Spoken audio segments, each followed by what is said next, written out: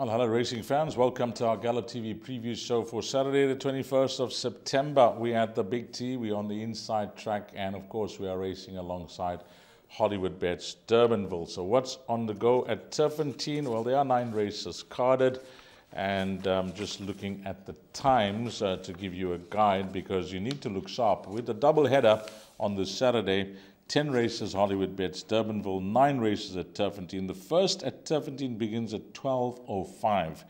And I see the big one, the pick 6 at 13:50, and 9 races should be completed by 16:45.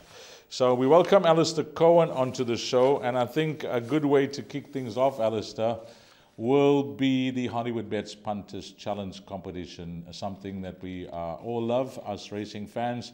It was won on Wednesday at Hollywoodbets Greyville. Well done to play at 36, the only winner on the card. In what looked to be a tricky card, there were fancied results. And then on Thursday, a show that you and I previewed, we thought it was going to be tricky, but it all went the punters' way. A lot of players in that competition were going into the lucky last, but 5 winners took their share of the cash. And it was really encouraging to see the competition being won by more than one player on Thursday with those form results. But that is how it is, Alistair.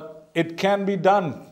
It can be done. So, absolutely, Deez. And I thought the biggest refreshing moment that I can give for winning on Thursday for the 5 players who did and the plus 12,000 people that played is that you would have ordinarily looked at a card like that and seen perhaps below average racing, dare I say, but yet there's still a lot of people that want to get involved, that are chasing that type of dream, that obviously have been hooked by the Hollywood Punters Challenge. And I think the momentum of a day earlier of player 36, was it 36, who won it a day earlier, you know, that belief, that press release that, as you say, it can be done, would have just recharged the batteries, got a lot of punters, a lot of racing fans just interested to perhaps spend an extra 5 minutes on the card, maybe find things that they wouldn't ordinarily find. Yes, as you say, results did go punters' way, but that card looked intimidating as you opened it, and everything clicked for 5 players. So very, very well done to them. The fact that I took the bar pot on the show pales into insignificance, unfortunately. But you know, all the punters that have caught the Punters Challenge, the Hollywood Punters Challenge, that have given it a stab, that have gone close, that have made any type of profits out of it. I mean, it's hard enough to win a pick 6 when you've got open gates to include as many horses as your budget allows. To tip 8 individual winners, 9 individual winners, 10 individual winners on a card, These, we know how hard that is. That is, you know, when you play FIFA, you get beginner level, medium level, world class, and legendary. That's legendary. Yeah, it is. It is. And I promise you, you know, yesterday I was watching from a distance, but on the Wednesday I was in studio, and I somehow just knew it. I just knew it going into that last race that player 36 was going to win. So well done to player 36. Well done to the 5 winners on Thursday.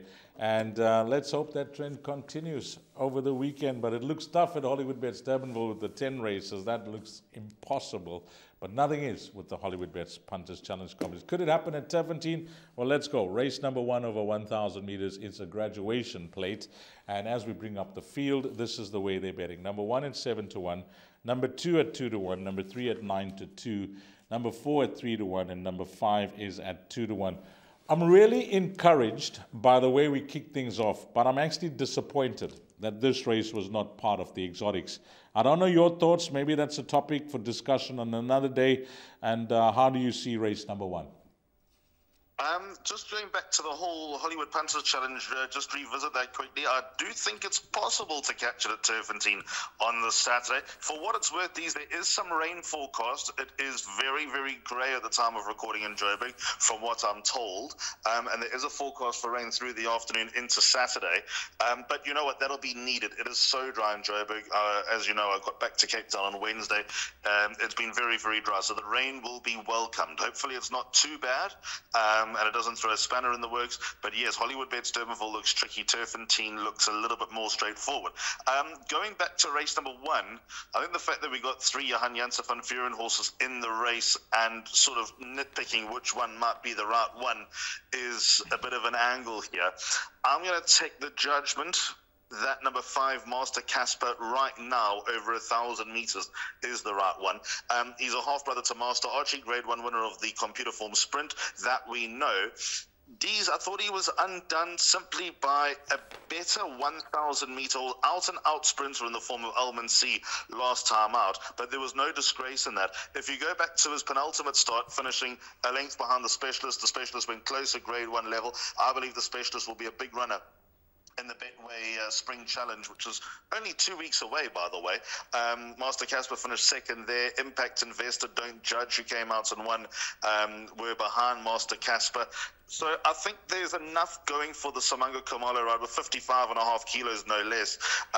Just that he might be the right one on this occasion. I do think going forward, though, that Kimrick might turn out to be a better horse. They have obviously met before. They met in that same race behind Elman C, where Kimrick was 2.5 lengths behind Master Casper. The weights well and truly in favour of number 5, Master Casper. So, yes, pity that it's not part of the exotics, but Master Casper does look a tough horse to beat, especially with the fact that he's getting weights from number 2, Lead the Charge as well, who I think is above average. But certainly right now, 5, Master Casper, this time and place, the horse to beat. Okay, Alistair going with the 2-to-1 shot at the time of recording. It's SK and Johan Janssen van Vuren, a horse that is clear second best in the best weighted column, just behind the filly, number 8, moving in. Race number 2 will start off the exotics. It will be by pot, leg 1, 1,200 meters, maiden, fillies and pairs. And we're going in blind with 2 runners here, and there's a boat from the Mike de Kock stable, and let's see how they price them up. Number 2 is at 18-10. Number 5, the other first timer from the de Kock stable, that's been back 7-1 into 5-1, but the favorite remains horse number 8, which is at 13-10. Yeah, 2 first timers here from the de Kock stable, and you'll see that Mike will be stepping out some first-timers now. That will be 3, and this horse, number 2, is, of course, Northern Hemisphere bred. You'll see by the date of foaling, 13th of April, which we often call 6 months behind our locals. That's at 18-10. 2 lovely first-timers here, and Mary Slack's always been, in the proactive department on bringing international blood into the country, Ali. And it's been so crucial over the years, Dees. I was doing a little experiment an hour before we started recording for Cape Racing, and having a look at Grade 1 winners that had graduated out of ready-to-run sales over the years, and just looking at all the Grade 1 winners, and you suddenly come across all these Wilkeborst drift horses as well, the likes of Alboran C, Rat Barana, all international blood, and there's plenty more as well. I mean, those are just the 2 that come to mind right now. So many famous fillies and mares that have come from over yonder, overseas, that have carried the famous black with a scarlet cap, that have done such wonders. And when you consider the improvement and the progression of blood that these fillies and mares have added to the South African stock, you've got to take it with both hands and almost feel blessed that you're a racing fan and that these type of things happen for us. Now, going to number 2, Wearing of the Green, the first thing that I've got to say is that, did you know that on this race meeting last year, Give Me Another made her debut? There we go. That's the first bit of news that I can give you. Obviously, she was a year younger, but you make the point that she's Northern Hemisphere bred, therefore 6 months behind.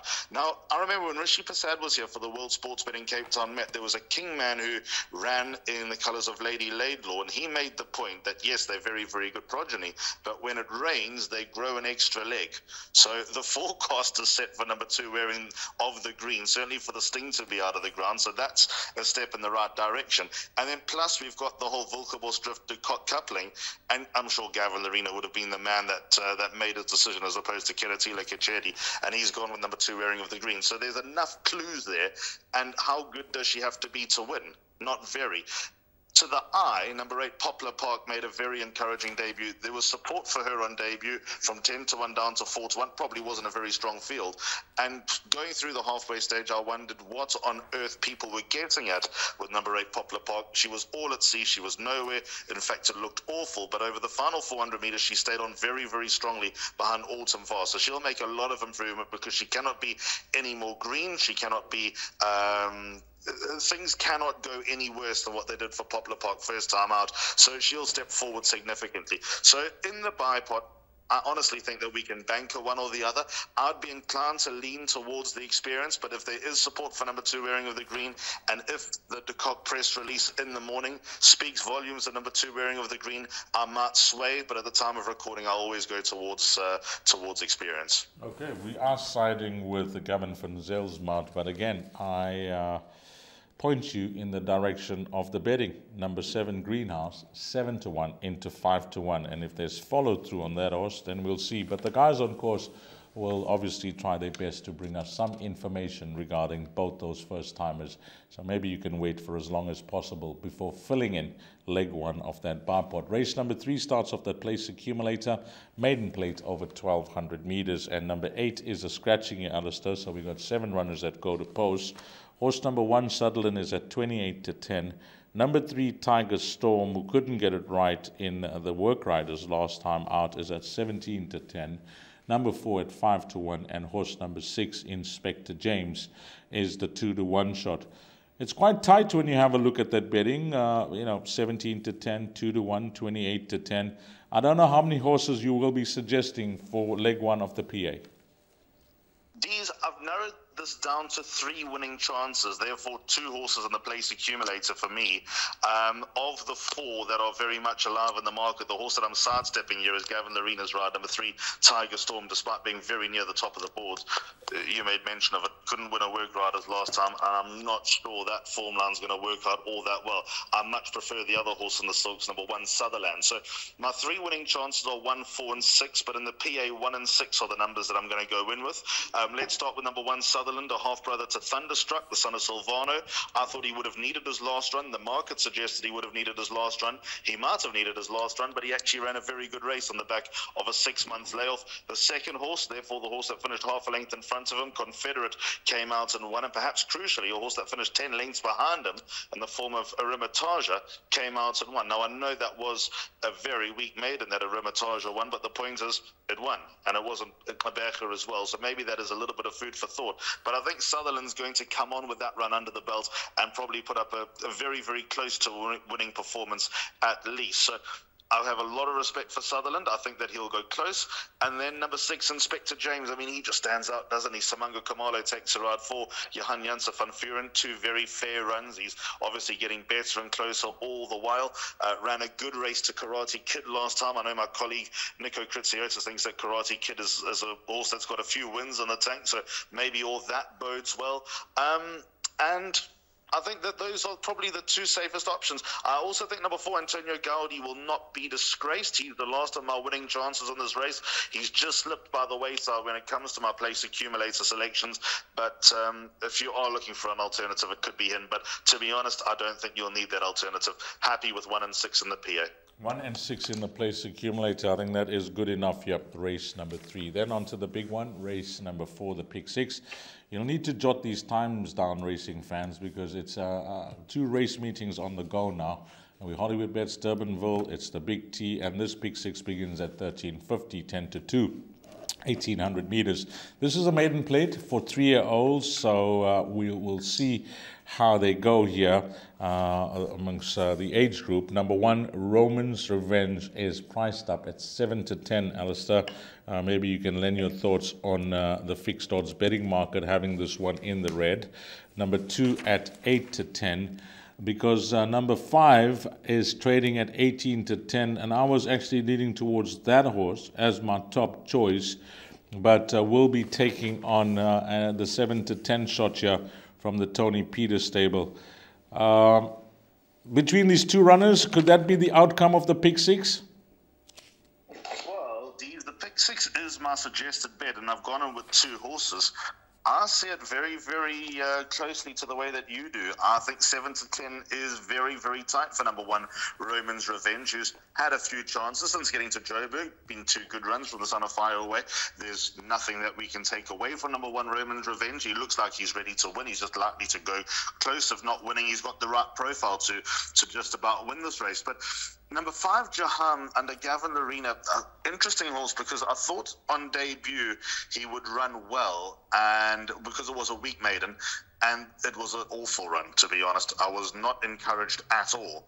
He stayed in the same place. He didn't look like he had much of an action. He was green. But then Mike de Kock and his team took the opportunity to run him back 2 weeks later, and I was a lot more encouraged. He's probably just looking for a trip. He's probably looking for 2,000 metres plus. He now goes an extra furlong. He'll probably be better on the stand side track. Gets Gavin Larena on board. I think number 5, Jaham, is definitely going to trouble number 1, Roman's Revenge. I can't see this being one-way traffic, and I think there'll probably be a little bit of a drift about number 1, Roman's Revenge, and probably be a bit of support for number 5, Jaham, currently trading, as you said, around 16 to 10. I don't think we'll go any shorter than even money, but I do think while 16 to 10 is on offer against the 7 to 10 shot that might have a few vulnerabilities and be more exposed, definitely not the finished article, but be more exposed than Jaham, there might be a little bit of an opportunity here. I can't see anyone else winning the race. I must be honest, they're the only 2 horses for me. Bar that, it's not a strong maiden. 1 and 5, and I think looking for a result here would be foolhardy. Yeah, I agree. 1 and 5, and you did touch on the Daniel Kingman when we spoke about de Kock's first time in race number 2. Well, here's another by the same stallion, horse number 5, Jaham. Possibly the value, but 2 horses should be good enough for leg 1 of that pick 6. Race number 5, jackpot 1, 1,500 meters, and it is a maiden plate. And what is happening here is that 7 runners are carded to race and no scratchings at the time of recording. Number 1 gamer is at 5 to 1. We got an even money shot here, Towers of Gold, that was in the red last time out and was well beaten. 3.5 lengths, even money now. Horse number 6 is at 4 to 1, and number 7, Global Blaze for Robin Klaasen, that is trading at 3 to 1. And being this maiden plate, the 3-year-old filly will carry 54 kgs. Could she be the answer to the outcome of race number 5, or are you going to go with number 2, Towers of Gold, and just say, you know what, the horse ran a fair race last time out, but maybe it was a stretch too far? Because that's the only way I could read it, Alistair. 1,800 meters, maybe a bridge too far too soon. Back over 1,500 meters could be the answer. Just for all the viewers, we have not compared notes, because that's the only explanation I have for number 2, Towers of Gold. He just probably didn't get home over 1,800 meters last time. So answer your question again, there are only 2 horses in the race. My knee-jerk reaction here, Dees, is that number 2, Towers of Gold, is going to be a very hard horse to beat. But you know what it's like when you get gun-shy with a horse that just looked a good thing last time, and you just, not that you didn't get a run for your money, but you knew your fate quite a long way out. You just sort of lose a little bit of faith, and that might be a silly thing to do for a horse that, you know, probably didn't stay, might not have been ready for 1,800 meters, might have had a bad day, who knows, whatever the story might have been. He's got to be better than that run, but how much better than that run does he have to be to win this race? He just brings the best form into the race, and I do believe that he's the best horse in the race. Draw 1, Muzi Yeni takes the ride. Interesting dynamic here with Muzi riding so many winners for St. John Gray. He might have had an opportunity to ride number 1 gamer, but he's gone with the match at horse number 2, Towers of Gold, so we'll take that on trust. But the only bit of backup that I think we can recommend is number 7, Coral Blaze. First run in town, Caden Brewer takes her out, spot on, 54 kilos on the back, being a filly. She gets a very valuable pull at the weights. Her Cape form, which I know quite well, is not working out all that well, despite being consistent and hinting that a win would have been around the corner in Cape Town. She's run mostly in some pretty weak maidens, but changes as good as a holiday. Let's see how she goes in her first run in Joburg. I think she'll be right there. And like I said, just 2 horses for me in the pick 6, which is my suggested bet. But put me in a corner, ask me which one I think is going to win. I think number 2, Towers of Gold, will get his day in the sun. Okay, 2 and 7 should be good enough there. Jackpot 1. Race number 6 now. This is a race where, you know, sometimes when you set yourself out with rules, the way to play the game, then it becomes a nightmare, and this is one for me. Merit rated 94 handicap, fillies and mares over 1,200 meters. Number 1, 33 to 10.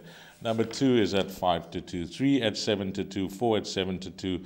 And 5 is at 28 to 10. I often try and, go against these rules, but, then I always go back and say, why did I do that if it goes against me?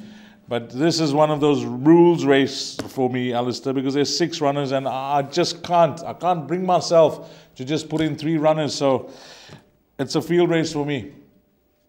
I think I've messed it up. I mean, I've gone 4 horses. You'll see at the back with my suggested pick 6. I've gone with 2, 3, 4, and 5. But I think you're right. The more I look at this race, the more uneasy about it I am, because the horses that I've sort of, we're going to say, tipped 5th and 6th, numbers 1 and 6, have claims. Vix Princess on the back of a rating drop, ran in a graduation plate last time. Nice run behind Daring Dash when receiving weight. Hard to ignore her, even though the last time she won was beating Willow Express, and I know Willow Express has won a couple of times since, but that was when Willow Express was so short on confidence, and I think just a horse that had momentum on the day was always going to turn Willow Express over. Then you look at number 6, There She Goes, who ran in the Ladies Stakes on the 31st of August. She has got the horse who beat her, Where's the Party, absolutely stone cold at the weight. It's ridiculous. Plus, There She Goes was actually finishing the race off quite nicely under Louis and Flapo. Now gets a draw and gets Caden Brewer on board. I'm going to recommend that even though 2, 3, 4, and 5 are my top 4 selections, and I'll dissect that in a moment, that going field, considering there's a banker later on in the card, that going field, if you can afford it, you're only multiplying out by 6 and not 16. Take advantage of that. Which one is my top choice? I think Stratum is perfect for number 2, Chasing Happiness. She won from start to finish last time. Yes, I made the point that for me, Happy Mo got a little bit too close. Happy Mo, in my opinion, is just not going to win a 1,200 meter race, certainly not a graduation level. And she got close to Chasing Happiness, who I think is a much, much better horse than Happy Mo. That is a little bit of a worry. But I think Stratum will get the most out of this Daughter of Rafif. I think he's a perfect ride for her. Here Call Me Boki ran 2 weeks ago. It was a disappointing run behind So Seductive when the whole world was on her. She had a couple of excuses. She's worth another chance. Where's the Party's Loving Life for Tony Peter, Loving Life in Joburg. Even though she's held to the weights by There She Goes, you can't knock a horse that's winning.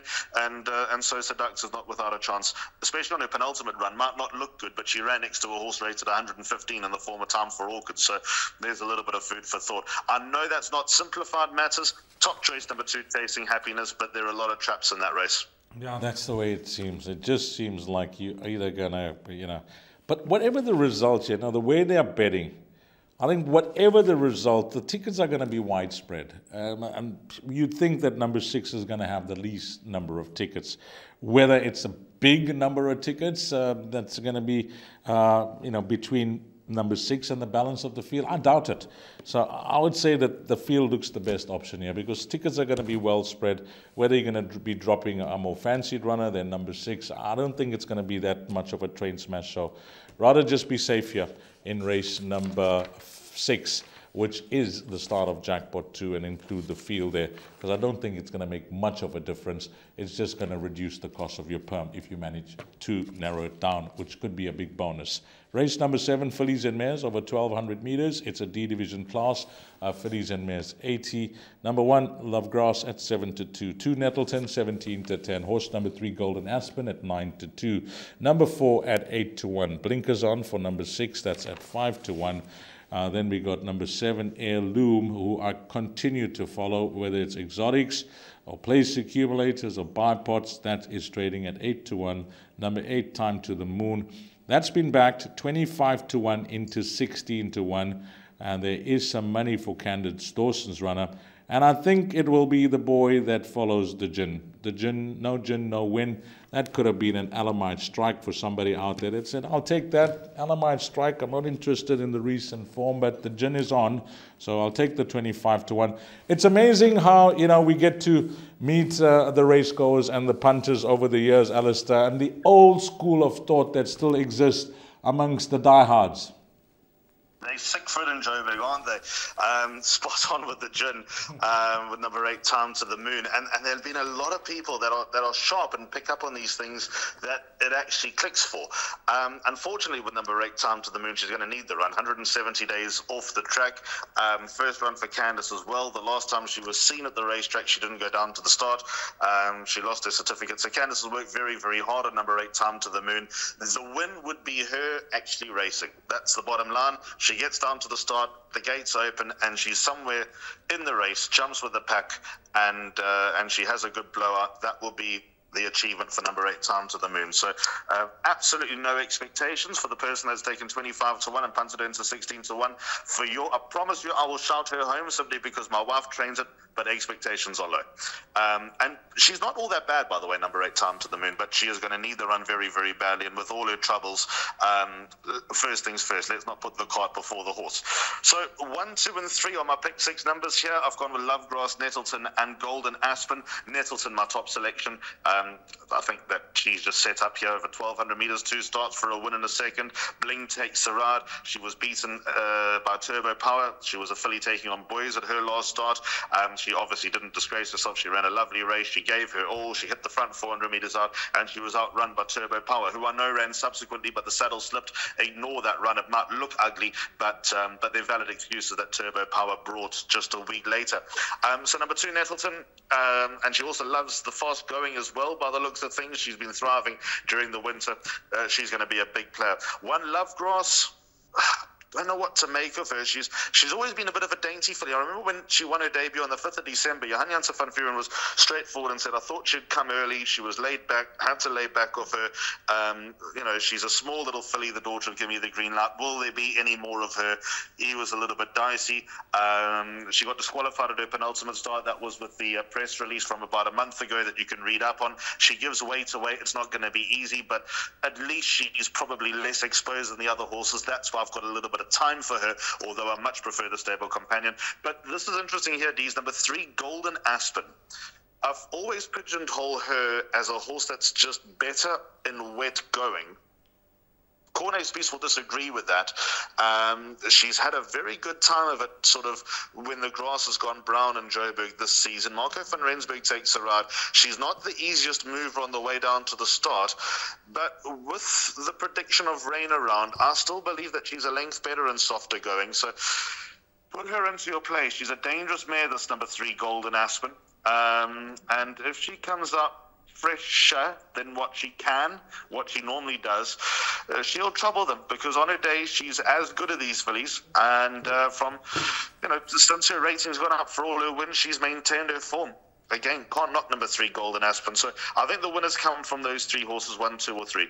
Well, that is it, because you have managed to narrow things down nicely there. Numbers 1, 2, and 3, race number 7.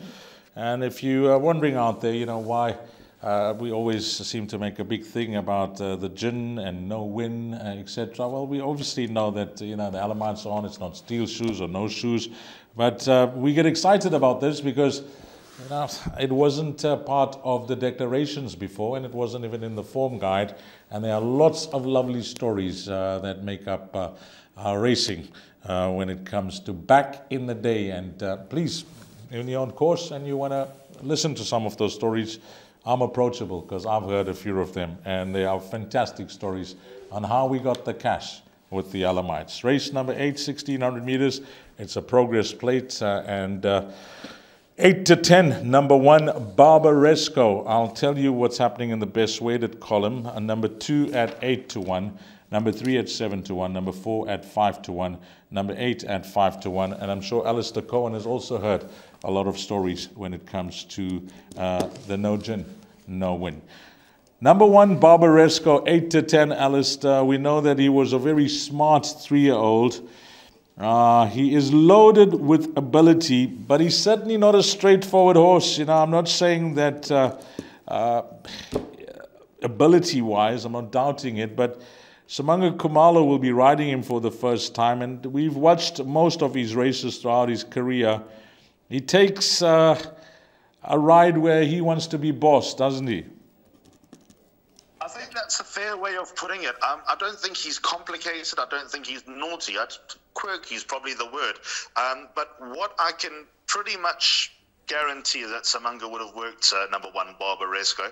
I don't know that for a fact, but a horse like this, with how Johan runs his yard, how Monty looks after Samanga, working Barbaresco would have been a prerequisite that when Johan needs him to work Barbaresco, you be at Turffontein in the morning. These, I know it's a starting point. I know that they're bigger fish to fry. I know that there's more to come for Barbaresco. I'm sure he's setting up for a tilt to the Allard Steel Road on a Mission Mile. He could be going for the Betway Summer Cup. I'm sure he'll hold a nomination for a R6 million stake. These with the scratching of number 4, Guy Gibson. A horse that's run at weight for age level, grade 1 weight for age level. Horse that ran in the Hollywoodbets Durbanville. A horse that ran 2.5 lengths to Green with Envy in the Daily News 2000, a grade 1 on that occasion, finishing just behind Flagman, who I think is a top horse, finishing in front of the likes of Pure Predator, that now exported, I believe, Midwinter Wind, Shishlui, horses like that. This is just... you don't look a gift horse in the mouth, no such thing as a racing certainty, but number 1 Barbaresco has just found a perfect opening to get a season going, to get the ball rolling, and it's a no-pressure run. I can't see Samanga getting stuck into Barbaresco. That if he's a length in front, that Samanga's going to ride him out as if it was Cousin Casey in the Hollywoodbets Durbanville. But the point is, if he can't win this, I'll worry about his 4-year-old campaign, no matter how much meat is on the bone, no matter what the bigger picture is. He's a banker in all bets. There's just no point opposing a horse that's rated 120, that's run with the level that he has, despite the fact he's giving weight away. There's nothing close to the quality of number 1 Barbaresco. We're comparing this is the easiest way of putting it. We're comparing grade 1 form with barely listed form. It's as simple as that. Okay, and thanks for the scratching of number 4, Guy Gibson, scratched at 9:20 on Friday morning. There will be adjustments to the betting, I suspect, because that was trading at around 5-1. Number 1, Barbaresco, was priced up at 8-10. I'm sure that will shorten even further. So Alistair is all in with the class package number 1, Barbaresco, who will be starting up his engine as a 4-year-old, and he does seems to be a very exciting season ahead of him. Race number 9, merit weighted 74 handicap. It's over 1,600 meters. It's a C division class. Now, I know that this horse is highly rated by the stable of Fabian Habib, number 2, Confederate, and that's at 17-10. And then we go on to number 4, Shinto Shrine, who must be highly thought of by the Tony Peter yard. That's at 5-2, and blinkers on for the first time. Number 5 is at 5-1. Number 6 is at 6-1. 7 races with a pressure halter, and that is double figures the balance. I think the only way you can possibly narrow this down, Alistair, and this is a big chance, because we got Confederate, who's got a reputation and will be having his first run out the maidens, but he really took to the mile well last time out, the way he was ridden by Gavin Arena confidently. And number 4, Shinto Shrine, who is a horse that was costly to follow, but his post-maiden run will keep you interested. So between numbers 2 and 4, that could be the outcome, and when you look past them, then you're going to have to go the field. I think it's a field race, unfortunately. Multiply the perm out by 8. It's not an expensive pick 6. I don't expect the pick 6 to pay more than 20 grand. In fact, we'll be lucky if it pays 20 grand, to be honest. But I think this is where you've got to look for a result. Which one do I prefer between numbers 2 and 4? Neither of them, really. I think they're both vulnerable. I don't like the fact that Deception Pass made Shinto Shrine look quite ordinary last time. Blinkers for a horse that's got his quirks could make him boil over. It could also work. I mean, we don't know. But I don't know. I've got a question mark against that. I know Confederate beat Towers of Gold with ease last time. It was a comprehensive win. Towers of Gold runs earlier in the day. I think he'll win. But I don't know, I'm uneasy about him with a heavy weight on the inside track as well, where the pack are going to be a little bit closer to him and he's got to get mobile a little bit earlier. If you ask me for a top choice here with no real degree of confidence, it would be number 5, Golden Pavilion. I've been for this poor horse so many times and I've somehow not lost faith. But Samango Kamalo takes her out for Alec Laird. I'll tell you why I've gone with him. He's got a tongue tie on for the first time. I'm hoping that makes some sort of difference, but the key is, if you watch his last run where there was money from 33-10 to 13-10, these there's not often Gavin Lorena doesn't keep a hold of a horse, but this horse just from the draw had absolutely no luck. He plotted a wide path. He had no chance. Going down the side of the course, the horse that I put up as my top selection, I just knew had no chance. And for me, he actually did fairly well to finish third behind Moonlight Trader. Well beaten third, yes. I'm going to give him another chance. I don't know how many more chances. I am running out of patience. His ratings come down another pound. I'm going to put him up as my top selection, number 5, Golden Pavilion. There's a horse here that I don't think is all that bad. It's called Diwali Rocket, D's. Don't know if he can win, but I think he'll be in the top 4 as well. Okay, Diwali Rocket. Diwali is just around the corner, by the way. I don't know what date it is, but now it's a fasting month for our Indian racing fans out there who are fasting. I wish you all the best. What that basically means, you're just abstaining from meat for a month. So all the best with that. But Diwali is definitely around the corner. Could this be a rocket at 8-1 with Piers Stradamore? Piers is having a very nice time with Lorenzo Karim. He's already had 5 rides, 2 wins, a second, so it's clear to see. Okay, in closing, Alistair, before your bet comes up, on Thursday at the Val, place accumulator paid 7 Rand, barport paid 16 Rand, and the pick 6 paid 1,600. Everything went the punter's way. There were 5 Hollywoodbets Punters Challenge competition winners. So, what's going to happen on Saturday? Well, Alistair's gone through the card. He's given us his thoughts. He's expecting some fancied results and maybe a few races where you could drop tickets. But he's chosen bet for the race meeting and he's gone for the big one. So, let's bring up his bet. It is the pick 6 and it's up on screen, Alistair. And considering the cost of your perm leading up to leg number 5, it was inexpensive. So, you had some money to spend and I see you got in the field there. Yeah, well, it might end up being 2 fields, but let's go through it. It begins at 10-2. For what it's worth, I think the exotics will pay a touch more than what they did on Thursday. Not much more, but I think they'll pay a touch more. So pick 6, 1 and 5, Raymond's Revenge and Jaham. About 2 and 7, Towers of Gold and Coral Blaze. I might end up going field in the 3rd leg. It says 2, 3, 4, and 5, yes. Chasing Happiness here, call me Bookie. Where's the party and so seductive? I might just expand a little bit, go field, because I'm finding it tough to write off numbers 1 and 6. By 1, 2, and 3, Lovegrass, Nettleton, and Golden Aspen. By banker number 1, Barbaresco.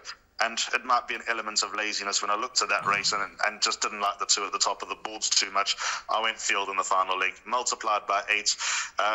But, you know, if we get 5-1 our money, I wouldn't complain on this card. Thank you for your time, Alistair. Thank you for your thoughts. And hopefully things fall into place on Saturday. All the best over the weekend. Shot D's looking forward to it. Springbok Saturday night, Premier League, lots going on. Hopefully the Proteas can turn over Afghanistan sometime soon. But yeah, it's a jam-packed weekend, but hopefully the racing treats you well. Thanks so much to you and to all the viewers. Have a good one yourselves. Well, that's Alistair Cohen as we say goodbye to him. Alistair Cohen, Gallop TV team. Myself, D's Diane, and to you, the racing fan. Have a blast, find all the winners. Hopefully it turns out to be a wonderful weekend for you. We've previewed Turffontein. We're racing alongside Hollywoodbets Durbanville. There's lots to play for, and we are racing at Hollywoodbets Greyville on this Sunday. It's a bumper weekend if you are a South African player, and of course there is always lots and more to play if you watch Gallop TV, your home of KZN and Cape Racing and your gateway to international racing, from the dogs to the horse and carts to the jumps to the flat to alles from around the globe. So we are spoiled for choice when it comes to our racing, and we wish you all the best over the weekend. Until we meet again, you take care. Salanika Ashla.